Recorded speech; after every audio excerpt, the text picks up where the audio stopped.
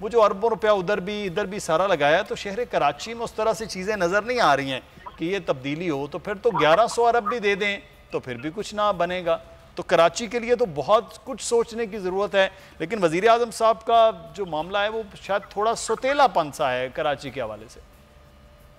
देखें, ये सौतेलापन क्या जो आपने स्टेटमेंट दे दी है, ये तो मुझे नहीं पता कि उसकी बुनियाद क्या है।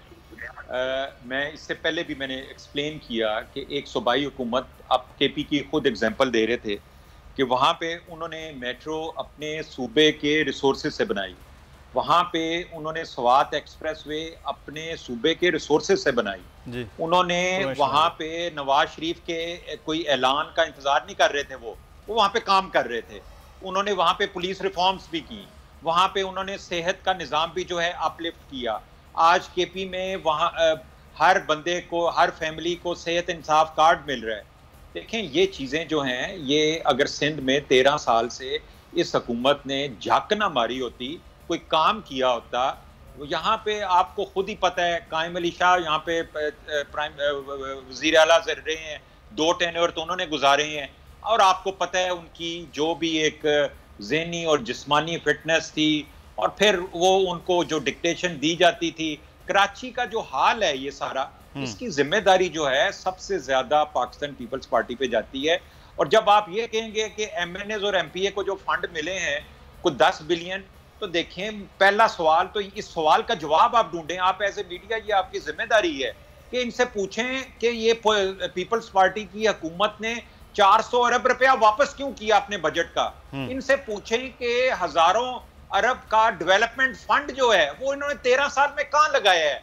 जो आप देखना चाहते हैं, जो मैं देखना चाहता हूं, जो ये दिखाना चाहते हैं, बताएं ना, हमें हिसाब दे देना कि ये जी हमने यहाँ पे शाहराहें बना दी, हमने पानी का इंफ्रास्ट्रक्चर बना दिया। सर, वो हमारे सवाल का तो शायद जवाब दे दें, लेकिन आपका वो कह रहे हैं कि आप कौन होते हैं पूछने वाले, तो वो तो सर नहीं।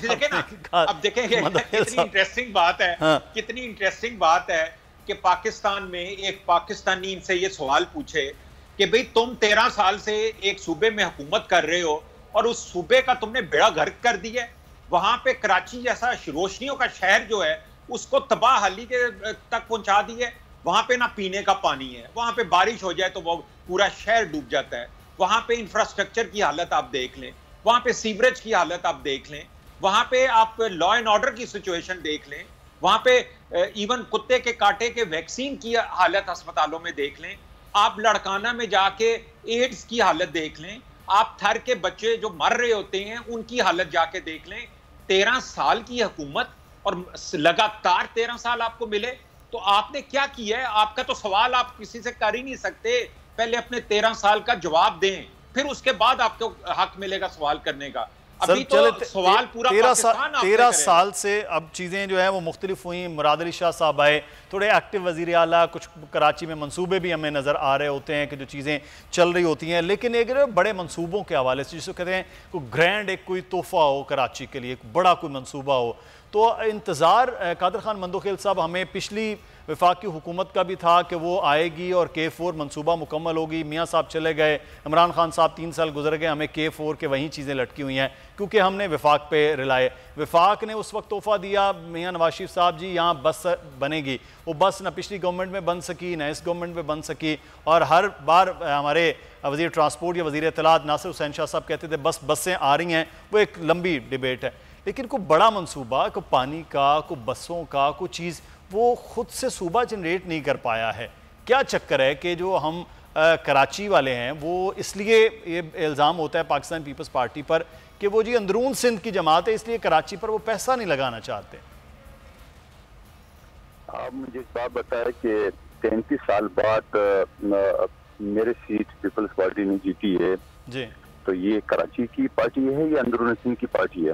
33 साल बाद जहां एमक्यूएम को उन्होंने आजमाया, जहां पीटीआई के 3 साल से तलवाड़ा को आजमाया, और मैं आपको ये बता दूं कि ये मेरा हल्का पाकिस्तान का सबसे ज्यादा मुकाबले वाला हल्का। वो यूं कि पंजाब में 1-1 मुकाबला, पुख्तनख्वा में 1-1, बलूचिस्तान में 1-1, इवन के कराची के बाकी हल्कों में भी तकरीबन 1-1, मगर ये ऐसा हल्का था जहाँ पूरे पीडीएम की 9 जमातें। सर ये आपका हल्का तो खुद एक मिनी पाकिस्तान है, हर तरह की मिनी पाकिस्तान है। आप मुझे बताओ कि जब इस मिनी पाकिस्तान में इन सब पार्टियों को पीपल्स पार्टी ने 33 साल बाद शिकस्त दे दी है, तो इसका मतलब ये हुआ कि ये बाकी पार्टियां फेल हो गई है।